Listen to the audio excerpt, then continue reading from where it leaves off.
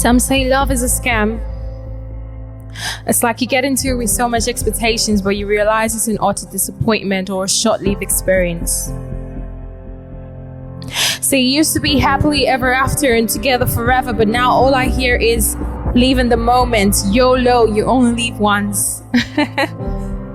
Do together forevers and happily ever after actually exist in this world, or is it just in the movies?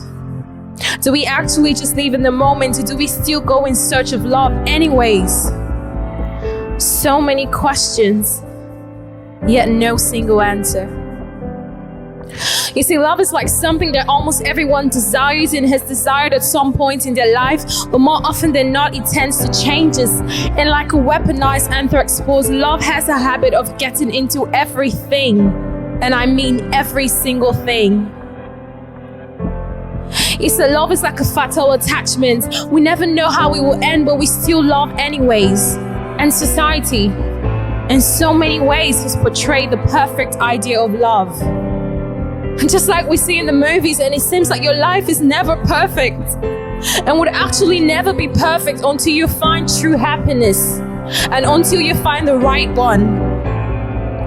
Love seems to be that motivation. It's almost like when you love someone or something, that love makes everything radiate. It gives meaning and it gives depth to things. But when you lose love, it just seems like every other thing suddenly makes no sense. And suddenly getting out of bed becomes a nightmare, and going to work is not something that you look forward to anymore. So I've got a story for you. You say scared of hellos but good at goodbyes. And this was me 20 years ago. Matus, as they fondly called me. Filled with so much love, at least that's what I thought it was. And this was me 4 years ago. I believed in love, had so many expectations. But what changed? My idea of love. You see, I met him about a year ago. Amazing guy, had it all figured out, made me feel loved, gave me reasons to love myself more, saw the best in me, spoke the best of me, and brought out the best in me until I met him. I know you're wondering. Well, I met the other him. His true self, revealed to me, unknown to me, but made known to me in flesh. And through words, I saw a man who I'd grown to love introduce me to another him. He was reckless, brutal, rage-filled. Now this changed everything. It changed everything for me. So I began to question love. Could I have been in love with two people? No, I wasn't. You see, I just loved one person, and the first one that I knew, the very sweet one, who listened to me and who believed in me. And now I'm faced with two people. How should I deal with this? Should I love the both of them? Because you know they say, in order to love someone, you have to love both the good and both the bad. But how can I love the bad when the bad is dangerous for me? And when the good is good enough for me? How can I love two people? Every night I cried with tears in my eyes and I asked myself, how can I love two people? I only loved one person, the good. But like they say, you have to fight for what you love. And so I tried. I persevered, I tolerated, but it seemed like the more I tried, the more I lost myself. I had gotten in so deep because I've had to make reckless choices and compromises just so things could work. I knew it was toxic. I knew it wasn't right. But no matter how things got, I could only but try. And so I battled with my mind, arguing whether this was love or if it was foolishness. Because if it's love, then why? Why was it getting so messed up? At least it's not how it's portrayed in the movies, right? But how do I escape when you become part of me? I mean, your wifey to be. And he always said he's sorry, that he will do better next time. How did I get into this? As I looked at the rock on my finger. Was I too fast to say yes, or was I just too slow to realize that I was getting it wrong? But I said yes to just one person and got introduced to the other later. But wait, I mean, he actually came around like once in a while, but I never felt his presence so much as I do now. And after he had hurt me, he would apologize and he'll come bearing gifts. And it was then I realized that I only got gifts after I'd been hurt. And like someone in love, I still held on believing that one day, just maybe one day, things would change. A part of me always just believed him. And I'm not expecting you to understand, so go ahead, judge me. But if I lose him, I have nobody. I mean, who knows the next time someone would fancy me that much to put a ring on it. I mean, if I lose him, I lose everything. Do you get that? Who wants to live in a world? Who wants to live a life where they're alone and they're empty? Why should I give up something as big as an engagement because I'm hurt? I mean, my friends are looking forward to wearing ashwabi and posting on their Snapchat and Instagram. Yes, best marriage of RGA class of 2013, hashtag LV 2013, hashtag cute couple, hashtag South Miss Works, hashtag this, hashtag that, and a bunch of endless nonsense. So as I was saying,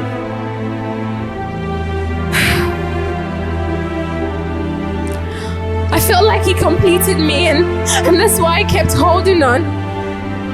I kept holding on because I just felt like maybe, just maybe things would be different. I held on for so long, so long, until I got inevitably hurt. So yeah, I chose to leave. I mean, call me mean, call me callous or whatever, but this was not love. He was once my rock. Now I have to give him back his rock. You see, I held on to the idea of love and what it's supposed to be, because as people we have expectations, and when they're not met, it changes the way we feel and the way we see things. We expect love to be honest, and when you sense this honesty, you're forced to question if love is actually there. But should we have so much expectations when it comes to love? I, for one, believe that love should be built on trust, and this is a very important factor, because when trust is broken, you see, it takes a long time to build trust, and in most cases, when you fall out of trust, you fall out of love. So don't blame me if I fell out of love, because trust is broken. Now, will things ever be the same again? Has my idea of love changed? Yes. You know, sometimes you have to stop thinking with your heart and think with your head. But just know that leaving someone is never easy. Love isn't like what you see on TV. I mean, this is what it's like. It was my reality. And it's not as magical as they portray it to be in the movies. It's a lot about pain and sacrifice. Because you see, those romantic comedies, they focus more on the happy parts. But the truth is that love is measured in chaos, and you're not sure you've loved until there are reasons for you not to, but you still choose. You still choose to love. You see, they sell an idea of love to you, the sweet side. But time tells the difference. Like people always say, only time will tell. Romantic comedies always have an ending which is happy, but actual love is like an adventure which you never know how it's going to play out. You can only hope for the best, because this minute everything could be perfect, and one experience could just change everything. Love is an adventure, and if you want that part, then you should be willing to take the journey regardless. You just have to keep pushing until you find the one. But then again, I say, is love the basis of our lives? Do we need love to be happy? We all want to make meaning out of life, and we're all in a constant pursuit of happiness, regardless of whatever it takes. But what is actually the basis of our lives? What makes us happy, and how do we even know that we are happy? We're living in a very liquid world full of constant insecurity, always changing. It's like you wake up and there's a new trend going on, and when you haven't even caught up with the previous one. So the basis of our lives is actually an idea that changes with a social cultural context, because as people we grow and experiences change and shape us. Some people find happiness in love, while some find it in other things like a good job or a great family. But then love in its form should be channeled towards yourself, because in order for you to give love, you have to have love. Because you can't give what you don't have, So everything created was made out of love, but love comes with a cost, which is sacrifice. But are we willing to make that sacrifice? Should we make every kind of sacrifice?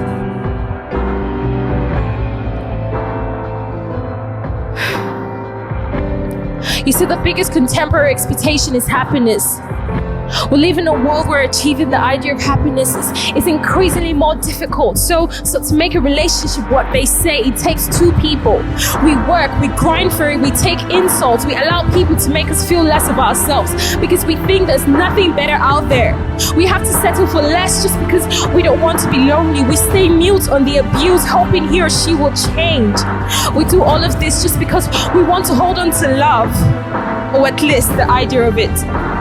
And when we don't get it, we feel angry, we feel guilty because the promise of following the path to happiness is not fulfilled.